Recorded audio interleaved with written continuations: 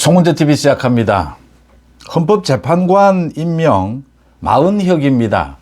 국회 추천하는 3명의 헌법재판관에 대해서 최상목 권한대행이 2명은 임명을 하고 1명은 임명을 하지 않아서 지금 마은혁이 후보자는 임명을 하지 않아서 논란이 되어 왔습니다.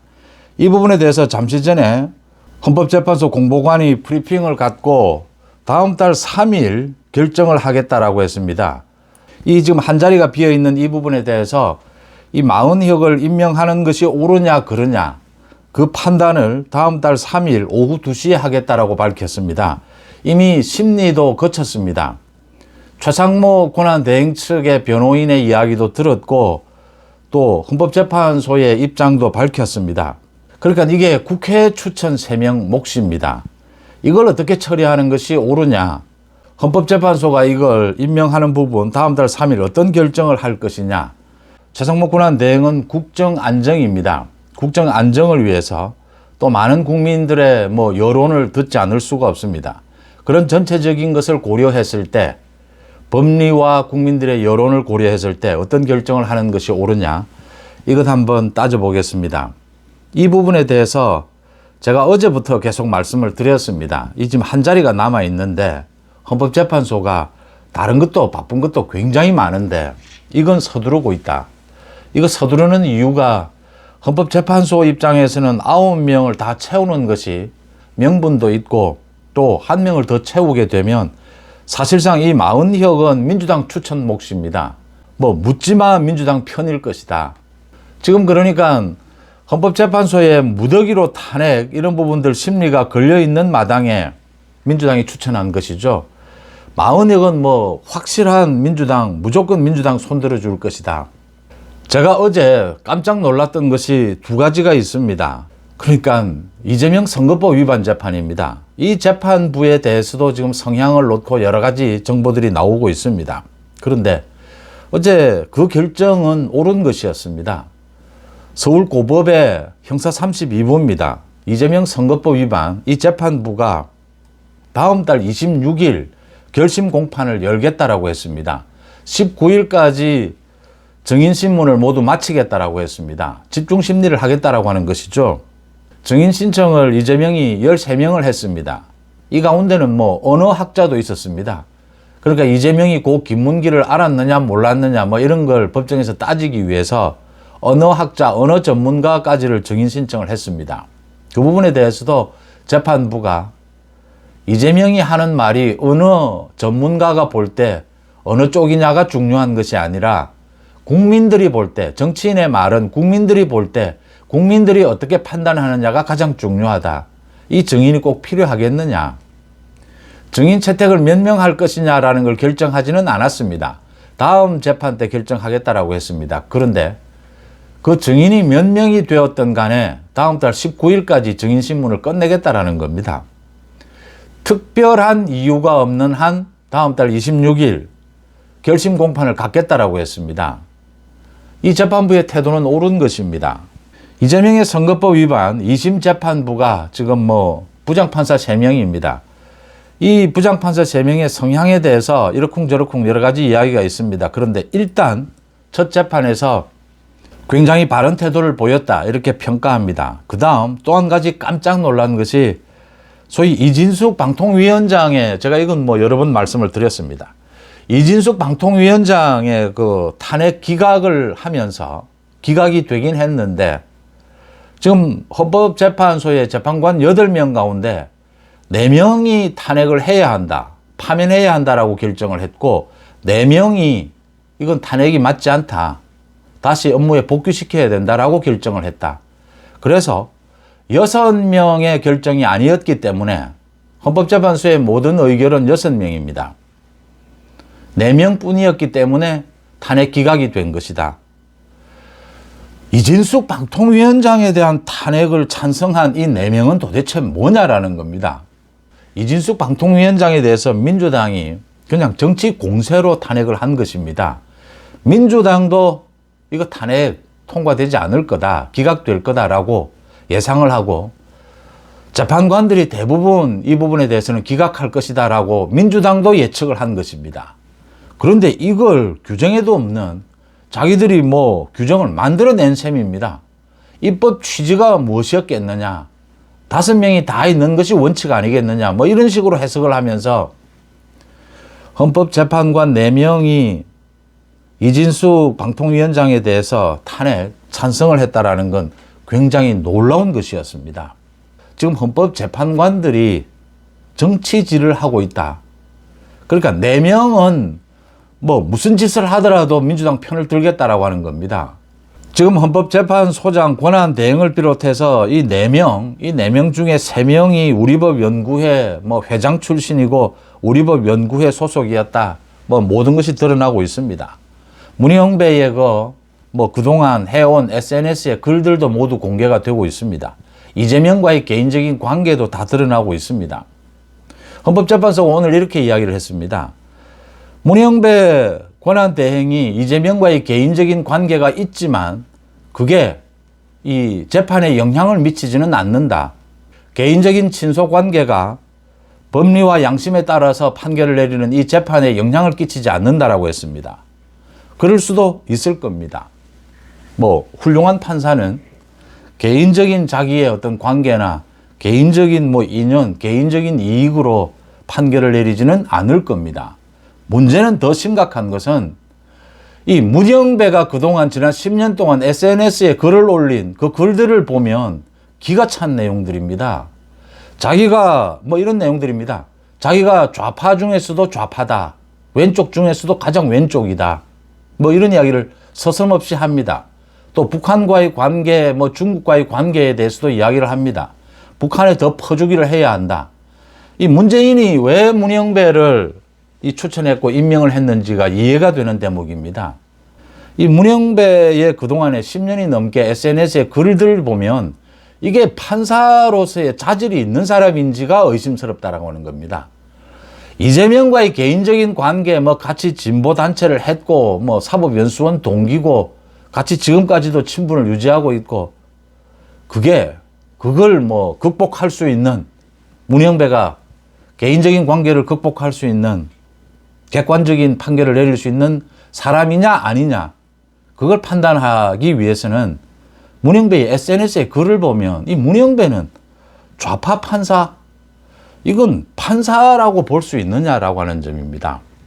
이런 식으로 가면 헌법재판소의 어떤 결정도 승복하지 않습니다. 국민들이 승복하지 못합니다. 이진숙의 그 탄핵이 기각이 됐기 때문에 그냥 넘어가는 거지, 그 내용으로 들어가면 이진숙 탄핵을 찬성한 그 4명의 이 재판관들의 태도는 국민들이 승복할 수 없는 겁니다. 그건 어느 뭐 한쪽으로 치우치지 않은 중립적이고 객관적인 어느 법 전문가에게 물어도 말이 안 되는 겁니다. 방통위원회가 뭘 하는 곳이냐 라는 것을 알고 방통위원이 5명이 채워져야 하는데 민주당이 깽판을 치는 것이죠. 2명밖에 채워지지 못했습니다. 그래도 그 2명이 채워졌다면 합의해서 이 회의제로 운영을 해서 과반의 찬성으로 의결할 수 있다. 방통위의 많은 정책들이라든지 결정하는 것들이 5명을 채우지 않으면 무슨 큰 일이 나는 그런 것들은 아니지 않습니까? 이걸 왜 법의 규정에 따르면 되는 것이지 규정까지 넘어서서 확장 해석을 해서 이런 식으로 탄핵에 찬성하는 이런 결정을 내리는, 이게 판사의 자질이 있느냐? 우리법 연구회를 떠나서 이재명과의 관계를 떠나서 이게 자질이 있느냐라는 이야기를 묻지 않을 수가 없는 겁니다. 이 2가지가 제가 굉장히 놀라운 대목이었습니다. 그 이외에 윤 대통령의 그 심리도 좀 놀라운 것이었고, 지금의 국민들의 여론 지지율입니다. 뭐 국민의힘이 앞서기도 하고 민주당이 앞서기도 하고 이렇게, 그런데 비슷한, 또 국민의힘이 많이 앞서는 이런 국민들의 여론 지지율, 이 부분도 놀라운 점이긴 합니다. 이런 걸 바탕으로 해서 마은혁, 이 마은혁은 이미 국회에서 인사청문회를 할 때부터 뭐 완전히 좌파 활동을 해왔고 판사로서도 그래서 민주당이 추천한 것이다 라는 게 드러나 있습니다. 마은혁을 왜 임명하지 않느냐. 제가 최상목 권한대행이 3명의 재판관 중에서 2명을 임명할 때 불가피한 부분도 있고 어떻게 보면 잘한 것이다. 제가 그렇게 판단을 내리면서 이건 대통령 권한대행의 재량권의 행사다. 재량권에 해당되는 부분이다. 권한대행이 적극적으로 이렇게 임명을 해도 되고 하지 않아도 되는 것이었다. 그런데 최 권한대행이 여야가 합의한 2명에 대해서는 임명을 하겠다. 지금 헌법재판관 6명으로는 사실은 뭐 할 수는 있습니다. 대통령에 대해서 탄핵 심리를 할 수는 있습니다. 해온 것입니다. 그런데 어려운 것이 사실인 만큼 현실적으로 2명은 더 임명을 하겠다. 그런데 1명은 안 된다라고 한 것은 이 마은혁이 문제가 있어서가 아니고 국회 합의라는 겁니다. 이게 이제 엊그제 그 심리에서 이 1명 더 임명을 해달라라고 하는 게 우원식이 헌법 소원을 제기한 겁니다. 2명은 임명을 하고 1명을 임명하지 않는 것은 권한대행의 직권 남용이다. 헌법재판소에서 바로 잡아달라. 판단해달라라는 것이었죠. 헌법재판소에서 심리를 하면서 이 이야기를 했습니다. 왜 1명은 하지 않느냐, 임명을. 최상목 권한대행 변호인이 밝힌 부분입니다. 최 권한대행이 계속 이야기하고 있는 부분이기도 합니다. 여야 합의를 지키지 않았다. 이게 그냥 여야 합의가 안 됐으니까 정치적으로 뭐 부담이 되니까 임명하지 않겠다 이런 뜻이 아닙니다. 소위 관습법입니다. 관례입니다. 헌법재판관은 9명입니다. 3명은 대통령이 추천을 하고 3명은 대법원장이 추천하고 3명은 국회에서 추천을 합니다. 그래서 9명으로 구성이 됩니다. 형식적으로는 대통령이 모두 임명하는 것입니다. 대통령 추천이나 대법원장 추천은 뭐 알아서 하면 됩니다. 근데 국회 추천이 문제가 됩니다. 국회는 여야로 나뉘어져 있습니다. 그래서 국회 추천 3명은 여당 1명, 야당 1명, 여야 합의해서 1명, 이렇게 3명을 추천하는 것이 지난 10년 넘게 관례였습니다. 관습법으로 지켜져 온 것입니다. 이걸 어긴 겁니다, 국회에서. 그러니까 1명 1명씩은 여야가 추천한 겁니다. 근데 마은혁은 여야가 합의를 해야 하는데 민주당이 국회를 장악하고 있다라고 해서 자기들 마음대로 지금 추천한 겁니다. 그래서 마은혁을 임명하지 않은 것입니다. 자, 이럴 때 이걸 어떻게 해야 되느냐. 헌법재판소에서는 마은혁도 임명을 해야 자기들이 일단 9명으로 하는 것이 명분도 뚜렷하고 좋을 겁니다. 그리고 여야가 합의가 되지 않았다. 관례, 관습법이 있다라고 하더라도 뭐 어쨌든 국회를 통과했으면 헌법재판소 입장에서는 마은혁도 뭐 임명을 해달라 이렇게 결정을 내릴 가능성이 좀 더 높습니다. 또 이 문영배라든지 이 좌파 재판관들의 태도를 보면 마은혁 임명을 강행할 것으로 보입니다. 그러면 이진숙 그 방통위원장의 그 심리, 그 재판 결과를 보면 4대 4입니다, 지금. 제가 보기에는 합리적인 재판관 4명, 완전히 이재명 민주당의 하수인으로 전락한 재판관 4명입니다. 여기에 마은혁이 이제 임명이 되면 5명이 되는 겁니다. 1명만 더 확보를 하면 윤 대통령에 대한 이 비상계엄의 심리, 이 결정에서 소위 탄핵, 인용 결정을 할 수 있다라고 하는 것입니다. 6명이 결정을 합니다. 현실적으로 그런 부분이 있고 법리적으로도 뭐 여야 관습은 모르겠고 국회에서 추천을 했으니까 형식적으로 헌법재판소가 다음 달 3일 임명을 하라라는 쪽으로 결정할 가능성이 좀 더 높습니다. 헌법재판소를 믿을 수 없다. 헌법재판관들의 지금 이 4명은 도저히 믿을 수 없는 사람들입니다. 제가 보기에는. 자질 면에서 뭐 말씀드린 대로 뭐 그렇게 결정하지 않으면, 헌법재판소가 그렇게 결정하지 않으면 지금의 8명으로도 충분히 심리할 수 있습니다. 지금 결정을 내리고 있지 않습니까? 윤 대통령에 대한 비상계엄 심리도 진행하고 있습니다. 7명 이상만 되면 아무런 문제가 없습니다. 지금은 또 그 규정도 고쳐서 6명으로 낮춰놨습니다. 그런데 마은혁 임명에 대해서 뭐 임명하지 않아도 좋다. 권한대행이, 대통령 권한대행이 재량권이 있으니까 알아서 하라라고 결정을 내리면 그래도 괜찮습니다. 그런데 그럴 가능성이 좀 낮아 보입니다. 임명을 하라라고 결정할 것으로 보입니다. 그러면 이게 법에 이렇게 되어 있습니다. 헌법재판소 법입니다. 헌재에서 결정을 하면 그 결정 취지에 따라서 처분해야 한다라고 되어 있습니다. 뭐 언제까지 어떻게 뭐 처분해라 뭐 이런 건 없습니다. 헌법재판소의 결정에 따라야 한다라고 되어 있는 겁니다. 최상목 권한대행이 어떻게 해야 되느냐? 최상목 권한대행은 대통령 권한대행입니다. 헌법재판소의 입장도 보고 국회의 입장도 보는 겁니다. 이 국회에서 여야가 합의를 하도록 되어 있는, 그렇게 규정을 하고 지켜온 십몇 년 동안 이 딱 40여 개 이 부분에 대해서 여야 합의가 되지 않았다. 정치적으로도 그렇고 명분으로도 그렇고 최상목 권한대행은 임명하지 않아도 되고 임명해도 됩니다. 헌법재판소의 결정이 있었는데 임명하지 않으면 아마 민주당에서는 또 최상목 권한대행을 탄핵할 수밖에 없을 겁니다. 탄핵해야 할 겁니다. 이건 아마 법적인 위법 부분, 헌재법을 위반했다라는 걸로 고발 조치도 될 수 있고 수사도 될 수 있을 겁니다. 헌재가 결정이 있으면 이거 따라야 하느냐? 최상목 권한대행이 어떤 결정을 내려야 하느냐? 저는 따르지 않는 것이 좋다. 법리와 명분, 국민들의 여론으로 볼 때 이 40여억 원 임명하지 않는 것이 좋다라고 봅니다. 이렇게 제가 결정을 내릴 수 있는 이유는 지금 최상목 권한대행이 두 가지가 걸려 있습니다. 이재명도 기자회견을 갖고 최상목이 뭐 자기 마음대로 국정을 운영하고 있다라고 비판을 하는데, 민주당이 지금 사실은 최상목 이 권한대행에 대해서 탄핵을 속으로는 뭐 당장이라도 추진할 태세입니다. 그런데 국민 여론이 무서워서 추진하지 못하고 있는 겁니다. 최상목 권한대행이 가장 마음에 들지 않는 것은 소위 내란 특검법입니다. 내란 특검법과 이 40여억 재판관 후보자 임명입니다. 이 두 가지를 막아서고 있기 때문에 이 최상목을 탄핵해야 된다.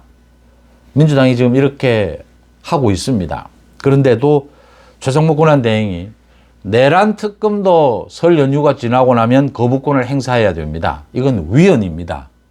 헌법에 위배되는 특검법안입니다. 거부권을 행사해야 되고요.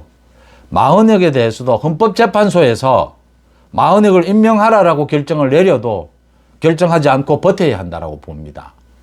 그 이유는 이건 여야가 합의해서 한 명을 추천하도록 되어 있는 그 관습법을 어긴 겁니다. 민주당이 국회 독재를 하고 있는 것입니다. 그래서 대통령 권한대행 입장에서는 임명하지 않는 명분도 있습니다. 또 하나, 헌법재판소 이걸 임명하면, 40억을 임명하면 헌법재판소의 신뢰도가 더 떨어집니다. 지금 헌법재판소에서 윤 대통령 그 비상계엄에 대해서 어떤 결정을 내리든 간에 그 반대되는 쪽에서는 불복할 겁니다. 승복하지 못할 겁니다. 뭐 윤 대통령에 대한 파면이든 아니든 납득할 수 있는 내용들이 드러나면 모르되, 그렇지 않으면 이게 재판도 아니고 헌법재판소의 심리입니다.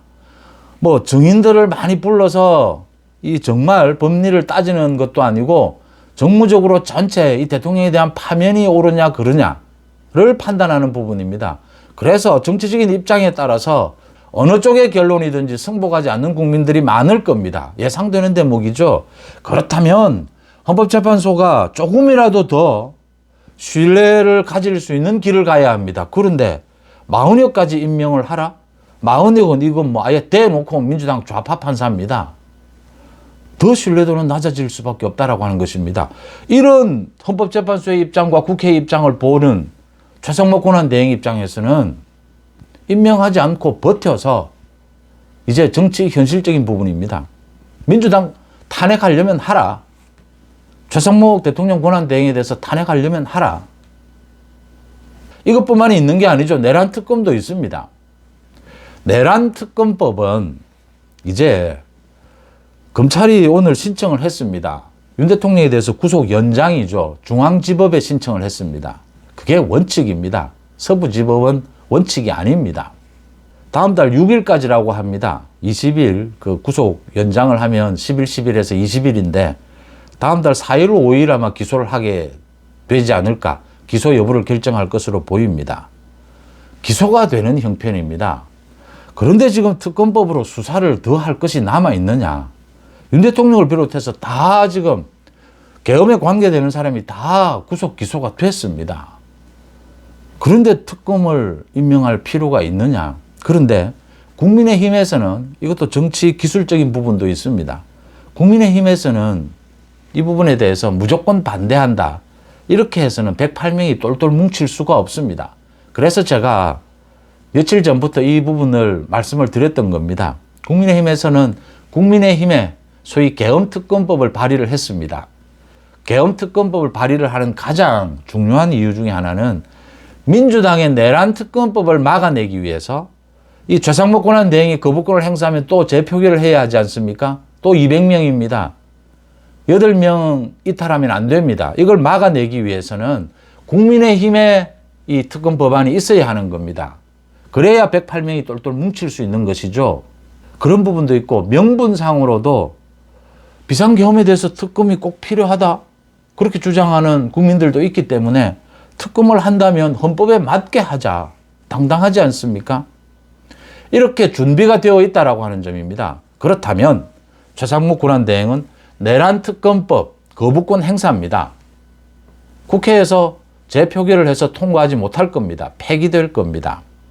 마은혁 재판관 헌법재판소에서 다음 달 3일 임명 부분에 대해서 결정을 하지 않으면 좋은데 임명하라라고 결정을 해도 이 최상목 권한대행은 임명을 하지 않고 버티는 겁니다. 뭐 고소고발이 될 테고 탄핵 이야기가 나올 수밖에 없습니다. 탄핵할 테면 하라라는 겁니다. 최상목 권한대행도 내세울 명분이 뚜렷이 있습니다.